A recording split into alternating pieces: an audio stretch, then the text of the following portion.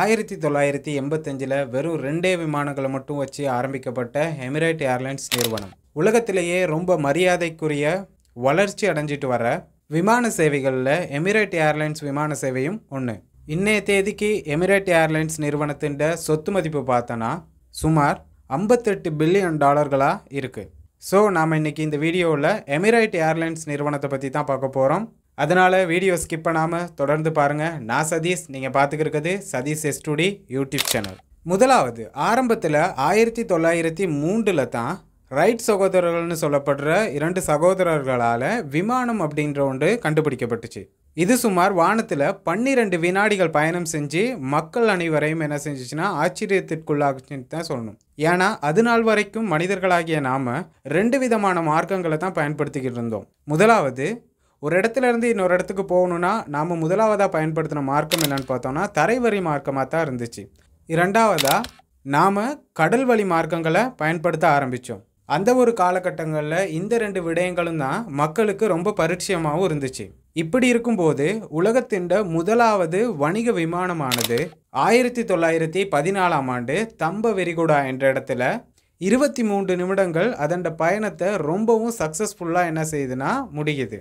இதற்கு பிறகு பார்த்தோன்னா 2ஆம் உலகப் போர் காலகட்டங்களில் இந்த விமான சேவைகளை அதிகப்படியாக நாடுகள் என்ன செஞ்சாங்கன்னா கொஞ்சம் கொஞ்சமாக பயன்படுத்த ஆரம்பித்தாங்க. 2ஆம் உலகப் போர் காலகட்டங்களில் இந்த விமானத்தின் பயன்பாடு கணிசமாக உயர்ந்துச்சுன்னே நம்ம சொல்லலாம். இதற்கு பிறகு தான் ஒவ்வொரு நாடுகளும் அவங்கவுங்க நாட்டுக்குன்னே தனியான விமான சேவைகளை ஆரம்பிக்க தொடங்கினாங்க.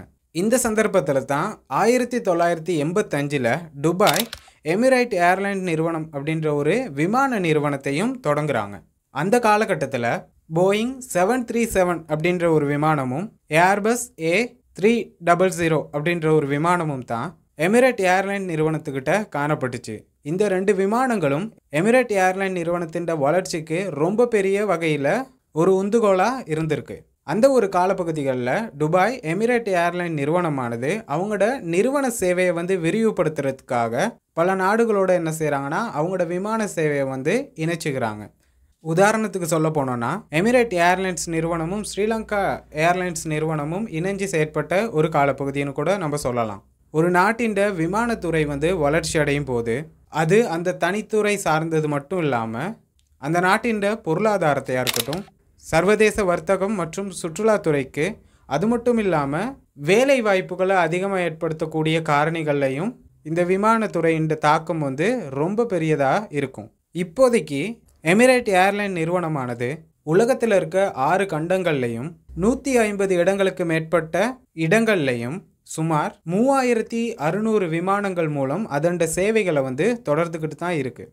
ஏன் துபாய் அரசு இந்த விமானத்துறைக்கு இவ்வளவு முக்கியத்துவம் கொடுக்குறாங்க? இதற்கான காரணம் என்னவா இருக்கும்? ஆரம்ப காலகட்ட பகுதியில் நம்ம எல்லாத்துக்கும் தெரியும், துபாய் அப்படிங்கிறது ஒரு பாலைவன நிலப்பரப்பாக தான் இருந்துச்சு. அந்த ஒரு சந்தர்ப்பத்தில் அவங்களோட பொருளாதாரத்தை கட்டமைச்சது துபாயில் காணப்படக்கூடிய எண்ணெய் வளங்கள் மாத்திரம்தான். இதை மட்டும் வச்சுக்கிட்டு தான் துபாய் அரசு என்ன செஞ்சுன்னா அவங்களோட நாட்டில் இருக்க பொருளாதாரத்தையே கட்டமைச்சிட்டு இருந்திருக்காங்க. ஆனால் துபாய் அரசுக்கு நல்லாவே தெரியும், ஒரு காலப்பகுதிகளில் துபாயில் இருக்க எண்ணெய் வளங்கள் என்ன செய்யும் கொஞ்சம் கொஞ்சமா குறைஞ்சிக்கிட்டே வரும். இப்படியான ஒரு சந்தர்ப்பத்தில் துபாய் அரசு தொடர்ந்து இருக்குமானா துபாய் அரசு ரொம்ப பெரிய பொருளாதார நெருக்கடிக்குள் உள்ளாகும்னு துபாய் அரசுக்கு நல்லாவே தெரியும். இதனால தான் துபாய் அரசு சுற்றுலாத்துறையை மேம்படுத்துறதுக்காக எல்லா வேலை திட்டங்களையும் கொஞ்சம் கொஞ்சமா செஞ்சுட்டு வராங்க. உதாரணத்துக்கு உலகத்திலே உயரமான கட்டிடங்களை கட்டுறதா இருக்கட்டும், செயற்கை தீவுகளை உருவாக்குறதா இருக்கட்டும், அவங்களோட வரி கொள்கையின் கட்டமைப்பாக இருக்கட்டும், இது எல்லாத்தையும் சுற்றுலாத்துறைக்கு இசைவாக்கம் அடையக்கூடிய வகையில்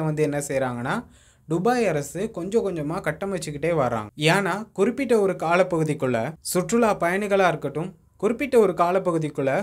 பயணிகளாக இருக்கட்டும், அது மட்டும் இல்லாமல் வர்த்தக நடவடிக்கைகளுக்காக துபாய்க்கு வர ஒவ்வொரு பயணிகளுக்கும் சொகுசான ஒரு வாழ்க்கை தரத்தை காட்டுறதுக்காக இந்த துபாய் ஏர்லைன்ஸ் நிறுவனம் மூலம் அதிகப்படியான முயற்சிகளையும் எடுத்துட்டு வராங்க. அதுக்கேற்ற மாதிரி தான் துபாய் ஏர்லைன்ஸ்ல காணப்படக்கூடிய பிசினஸ் கிளாஸா இருக்கட்டும், எக்கனாமிக் கிளாஸா இருக்கட்டும், பயணிகளோட கவனத்தை ஈர்க்கிற வகையில் அவங்களோட வேலை திட்டங்களை செஞ்சுக்கிட்டு வராங்க. அதோட மட்டும் இல்லாமல் பிஸ்னஸ் கிளாஸில் பயணத்தை மேற்கொள்கிற பயணிகளுக்காக பர்சனல் என்டர்டெயின்மெண்ட் ஸ்க்ரீன் வசதிகளாக இருக்கட்டும், ஹை குவாலிட்டி டைனிங் ஆப்ஷனாக இருக்கட்டும், இது போன்ற வசதிகளையும் ஏற்படுத்தி கொடுக்கறாங்க. அது மட்டும் இல்லாம எமிரேட் ஏர்லைன்ஸ் நிறுவனத்துல வேலை செய்யற க்ரூ மெம்பர்ஸ் அதிகப்படியான மொழிகளை பேசக்கூடிய நபர்களாகவும் பயணிகளுக்கு ஏற்படக்கூடிய அசௌகரியமான விடயங்களை கையாள்றதுல ரொம்ப தேர்ச்சியான நபர்களை இவங்க பணியமர்த்துறாங்க. ஒருவேளை வானத்தில் ஏற்படக்கூடிய சடுதியான மாற்றங்கள் காரணமாக பயணிகளுக்கு ஏற்படக்கூடிய